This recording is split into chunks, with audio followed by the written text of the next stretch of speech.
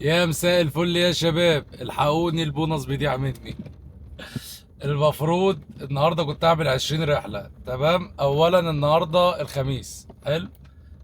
اتصل بيا زبون وفضلت قاعد معاه لغايه الساعه 3.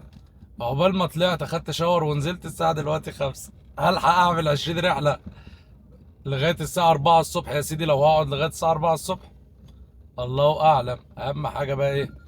نفتح اونلاين. ايه، يا رب ما يكونش زبون تاني بيتصل بيا. اروح اجيب قهوه وارد على الزبون ده واشوف. بقول لكم ايه، تولع القهوه ده في بونص ب 1000 ونص. جالي اوردر 7 كيلو 700 ب 140 جنيه، والزبون على بعد كيلو هنا على اول شارع كامل صدقي. يا مسهل الحال يا رب. يا رب اكرمني ب 20 رحله. هلحق ولا البونص هيروح مني؟ ربنا يستر بقى، انا هعمل اللي عليا.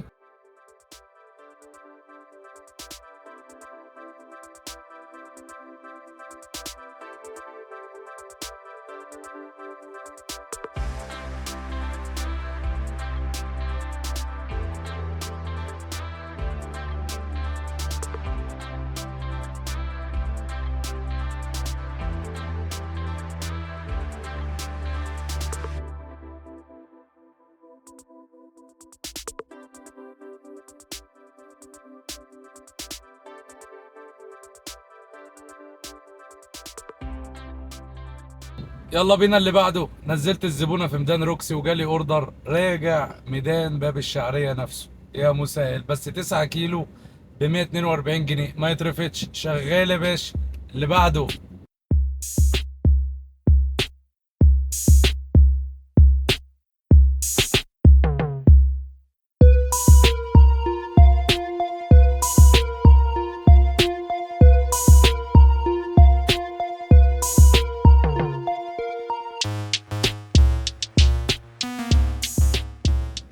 بص على الاوردر ده. بقول لكم ايه، لسه بلف وارجع من باب الشعرية. كده كده انا وصلت باب الشعرية اخري الميدان. تمام. انا خدت سكرين شوت عشان لو حلفت لكم ان هو 7 كيلو 700 زي اللي فات مش هتصدقوني. بس المره دي ب 115 اي حاجه بقى. ايه المهم ان الكيلو معدي ال 10 شغال. بس في نقطه، هو قايل لي كيلو لا. بصوا على السكرين التانية دي، هو جايبني في شوارع مش موجوده، دي حواري. تمام. فانا لفيت ورجعت وهدخل شمال من عند ميدان الظاهر. تمام. الاوردر في شارع الظاهر عند البريد. حلو، عند بريد الظاهر. فانا لفيت ورجعت وكملت في شارع الجيش وهدخل شمال من ميدان من ميدان الظاهر بيبرس. تمام.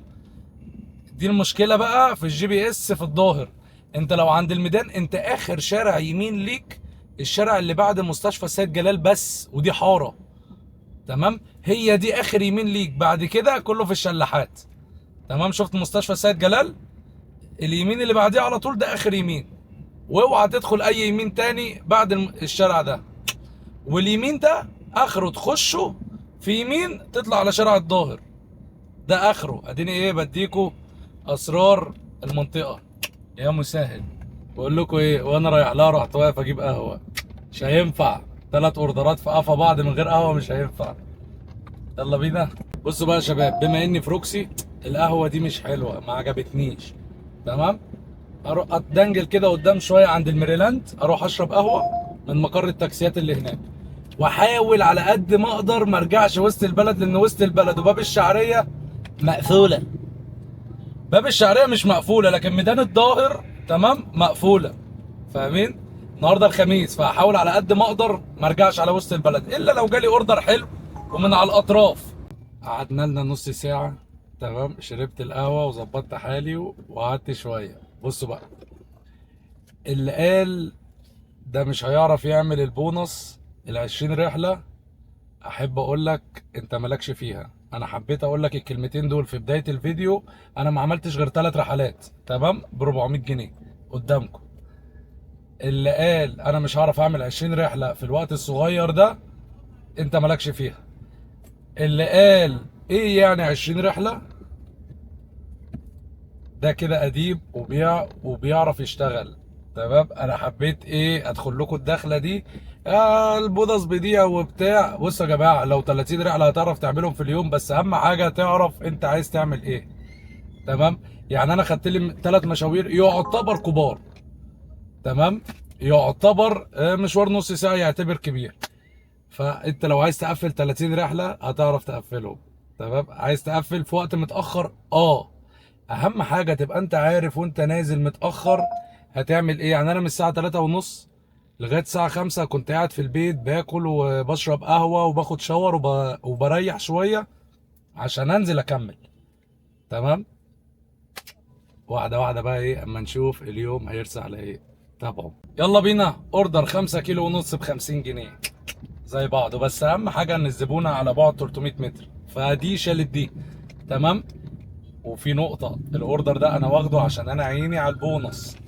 تمام. مش عيني على سعر الاوردرات. بس هصفي لكم الكيلو برضه ب 10 جنيه باذن الله اخر اليوم، وهقول لكم في اخر الفيديو انا صفيته ازاي ب 10 جنيه. جيت بصيت على الشمال، انا مش عايز الف وارجع وانزله قدام البوابه. 5 كيلو ده رايح فين ده؟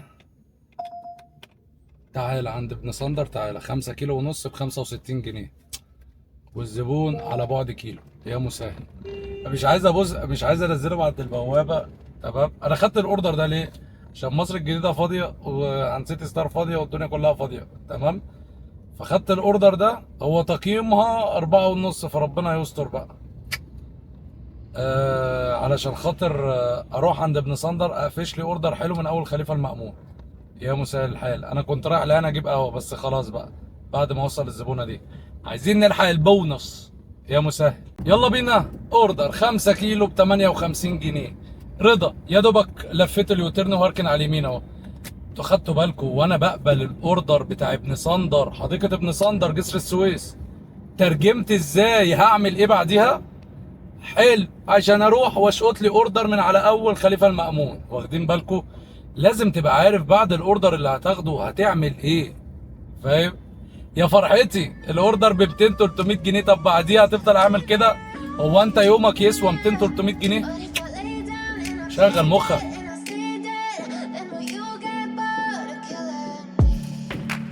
Silhouettes of you are like a taunt. Never really know just what you want. With you I don't ever feel calm. I can feel the sweat inside my palms. Play with me like cats and a string. You don't understand the pain it brings. You don't ever wanna give me wings. يلا بينا اللي بعده. بعد ما نزلت الزبون على طول جالي اوردر رايح مكرم، ربنا يستر. الزبون على بعد كيلو ونص والاوردر 5 كيلو ونص في ربع ساعه، وربنا يستر هلاقي اوردرات هناك ولا لا. انا كده كده كنت هطلع كوبري المرغني وانزل تمام على الكوربه، فقلت خلاص كده كده انا متسوح في المرغني، يبقى تسويحه بتسويحه، ما حصلش حاجه يعني. اللي بعده فهمت وانا بقبل الاوردر. يعني انا لو جالي اي اوردر من هناك ينزلني تمام باي سعر هاخده. ليه؟ لان انا عارف ان الدنيا ميته. تمام. فهمتوا؟ وانا بقبل الاوردر بخطط للاوردر اللي بعديه. هي دي بقى ايه الصنعه. بس اللي بعده.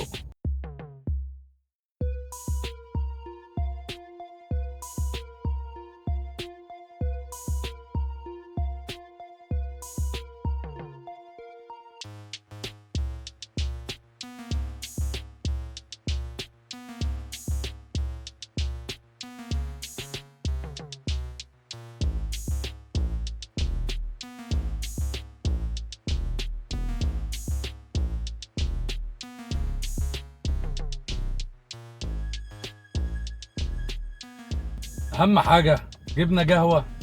الزبون اول ما ركب انا كنت مشغل اغاني تمام. البوب اول ما ركب رحت موطيها. بعد كده جاله تليفون رحت طافي الاغاني. تمام. طول الطريق بقى قاعد ينزل في الزرار ويدلع في الزرار، الازاز يعني، ينزل في الزرار ويدلع في الازاز. انا قلت خلاص بقى عشان الدوشه وبتاع. الجو حلو مش وحش. الساعه دلوقتي 9. وعلى فكرة أنا لغاية دلوقتي فاضل لي 13 رحلة أعرف أعملهم. وخلي بالكم هاجي بعد الساعة 12 واحدة هخطف لي كام أوردر اللي يقفل لي البونص. الكيلو مش هيبقى ب 10 جنيه. أديني بقول لكم سيناريو اليوم أهو والفيديو. تمام. عشان ما تقوليش انت بتخطف حبيبي. اخر بعد الساعه واحدة هروح خاطف لي ايه اللي هم يبقوا في حدود 3 4 اوردرات، 5 اوردرات ماكسيمم. تمام. خلاص بقى انت مضطر، وانت اوعى تعمل الكلام ده. انا عملته عشان كان معايا زبون الصبح اتصل بيا. تمام. غير كده لا، وامبارح كنت بتفسح. تمام. المهم الزبون جاي واحنا ماشيين بيقول لي على فكره يا طالب كومفورت. قلت له كومفورت؟ رحت ببص على الرحله بعد قبل ما نوصل، قفل المكالمه بقى. هو مشواره كله 10 دقايق ولا ربع ساعه. قبل ما نوصل جاي بيقول لي انا طالب اكس. قلت له ايوه اكس، ماله الاكس؟ قال لي شايفني مخنوق في المكالمه.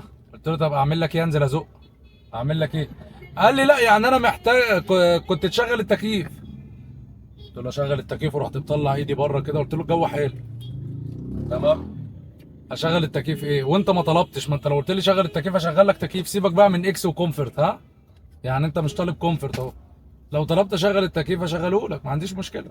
الزبون مرهوش. قال لا يا عم خلاص ده. طب انت خلاص بتفتح بقك ليه؟ ايه ده 4 كيلو؟ تعالى ب 78 جنيه، والزبون على بعد كيلو. تعالى يا باشا، يلا بينا يلا. واقف ورا السيتي ستار. تمام. الاوردرات كلها قاعده تجيلي من عند سيتي سنتر الماظه، اسعار ضرب نار. المهم انا مش هروح وامشي مشوار كيلو والكلام ده. اوردرات حلوه ومعديه بس مش همشي 5 كيلو انا.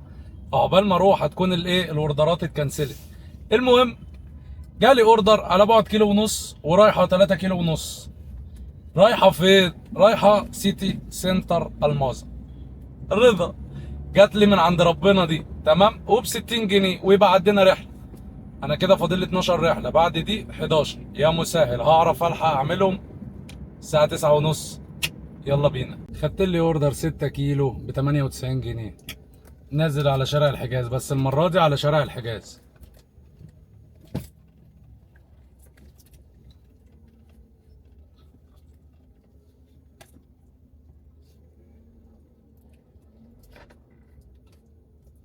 كنت بسجل فيديو لقيت واحد عبيط بيحط معايا، رحت لازقه في الرصيف، فبقيت بدس فرابل غير لما ايه لقى الفرده اليمين بتحك في الرصيف. المهم انا خدت ليه الاوردر ده عشان اخلع من سيتي سنتر الماظه. الساعه دلوقتي 10 ونص و5. تمام. طب انا هفضل قاعد مستني الاوردر اللي هو هخسر الالف ونص البونص، فاهمين؟ انا كده فاضل لي 10 رحلات.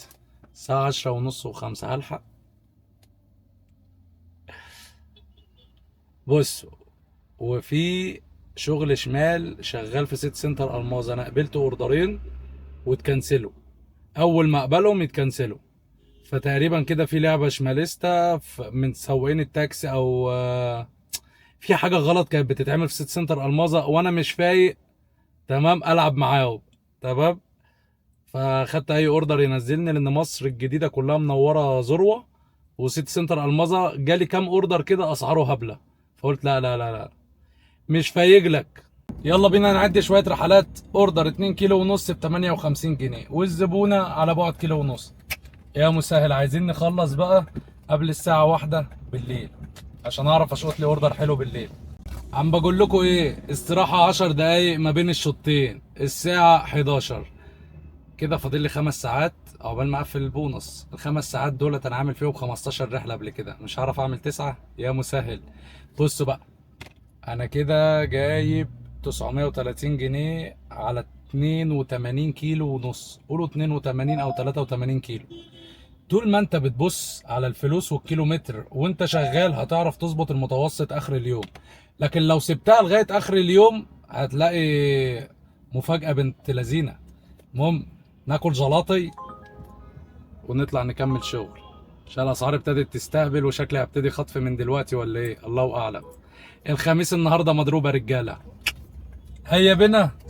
اوردر على بعد كيلو و200 متر ورايح 4 كيلو ونص عند سوق العصر. تمام. انا في ميدان سانتا فاطمه عموما يعني.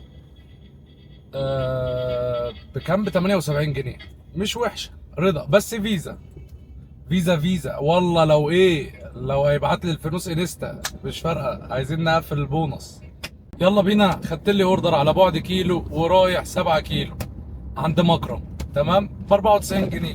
مش وحش. انا عارف ان عند مكرم فاضيه، بس والله ممكن اقف عند النادي الاهلي اشقط لي اوردر من سيتي سنتر الماظه، اشوف لي اوردر صغير باي سعر. تمام، لان خلاص الساعه دلوقتي 12 الا 10 ولسه فاضل لي 8 رحلات.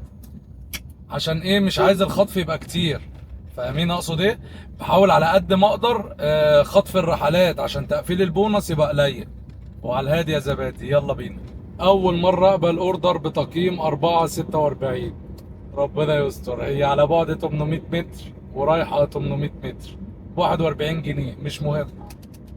بس ايه، انا فاضل لي 7 رحلات، يا مسهل الحال يا رب. طلعوا سودانيين عشان كده تقييمهم زباله. المهم ايه، خدت لي اوردر دلوقتي رايح عن شارع دار السعاده، حلمية زيتون. تمام، بس دلوقتي الساعه كام؟ دلوقتي الساعه 12 ونص، فالدنيا فاضيه.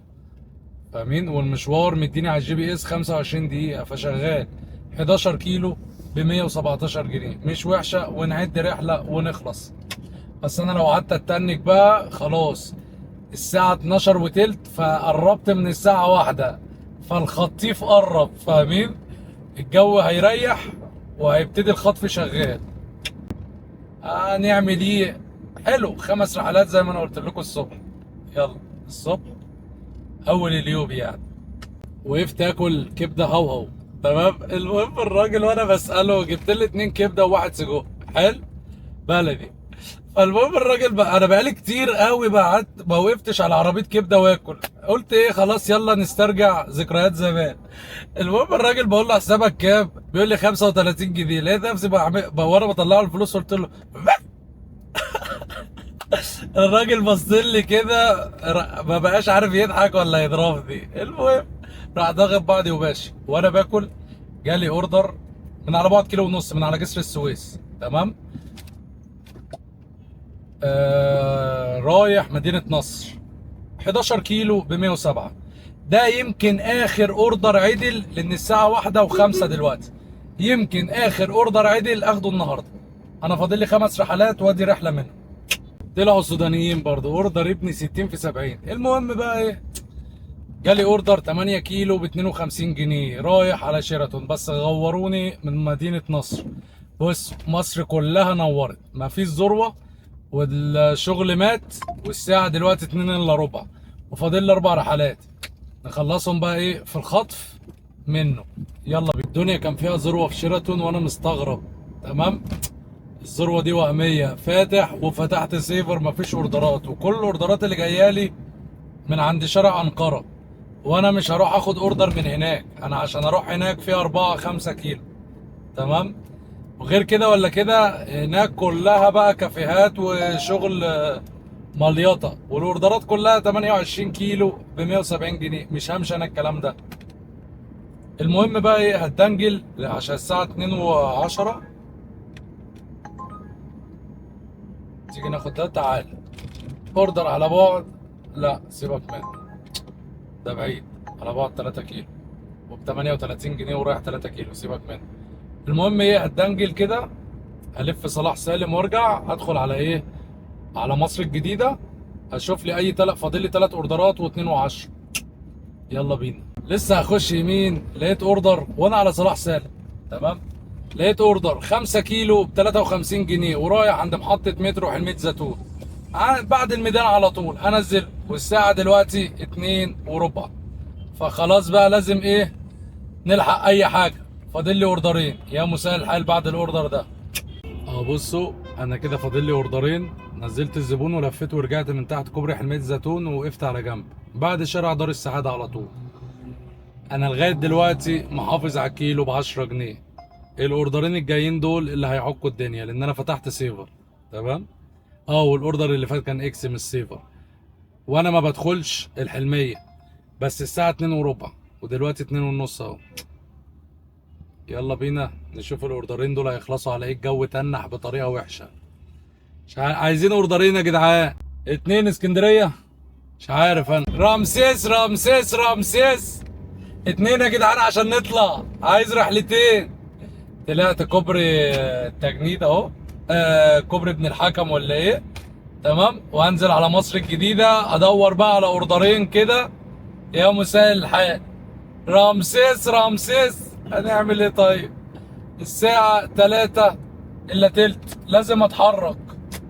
وادي واحد رخم ورايا اهو، زعلان عشان اديته اشارة ودخلت. يلا بقى، ما فينيش حيل اتخانق، او ما فينيش حيل، لا هو انا فيا حيل بس انا خايف على البونص، اقف اتخانق الساعة تضيع.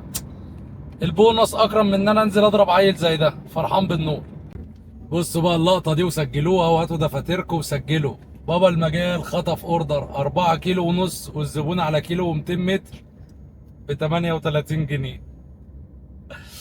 هذا واخد الاوردر والله لو ببلاش، في 1000 ونص بتضيع ومستقبل بيضيع. تمام. انا 38 جنيه احسن من ما فيش. نخلص بقى الاوردر ده. والله انا كنت رايح امون غاز، والمشكله انه منين بقى؟ من عند كوبري التجنيد. تمام. داخل الزيتون، يعني علاء النعمه لو وقف توك توك هيبقى اغلى من كده. هو بالنسبه لي كده بونص رحله. الزبون ده طلع رايح اول شارع ترعه الجبل. اوسخ اوردرين اخدتهم في حياتي، الاوردر اللي فات والاوردر اللي جاي ده. مشوار 5 كيلو ونص ب 41 جنيه. وقفلت سيفر اساسا عشان انا دخلت. تمام. الزيتون فقفلت سيفر. اكس جايب لي 41 جنيه. فاهمين؟ في 5 كيلو ونص. فهمت ليه بقول لك اخرك الساعة 12 واحدة تكون في البيت؟ بس انا واخد الاوردرين دول ليه؟ عشان البونص. والله لولا كده عليا النعمة ما اديهم رقمي. فاهم؟ مش هركبهم العربية، ما اقبلش اوردرهم واخليهم واقفين في الشارع. بس هو خلاص يعني الحمد لله من 20 رحلة. تمام. ربنا كرمني برحلتين بس وحشين، فخلاص عادي. ناخد بقى دي نوديها الزاوية. تمام. وبعد كده ايه؟ اروح. انا كنت رايح امون غاز، جالي الاوردر ده. شغلانه هم، اليوم مش راضي يخلص. خلصت الساعه 3 وربع اهو. يا ابوي اخر رحلتين دول كانوا تقال قوي على قلبي يا جدع. عارف انت كده لما تركب حد وانت عارف انك مركبه ببلاش كده، ونفسك تديله بالرجل زي لعبه بيبسي زمان. يا ابوي يا جدع، اوحش احساس في الدنيا انك تركب حد ببلاش.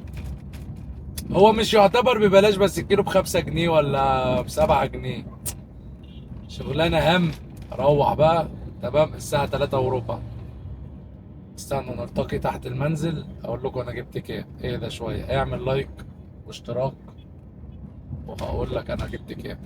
اهو بصوا كده انا ماشي كام كيلو. نقول 170. نقول 170 كيلو من تحت البيت لتحت البيت. انا راجع 5 كيلو فاضي على فكرة، بس خليهم جوه الحساب. تعالوا بصوا بقى انا جايب كام.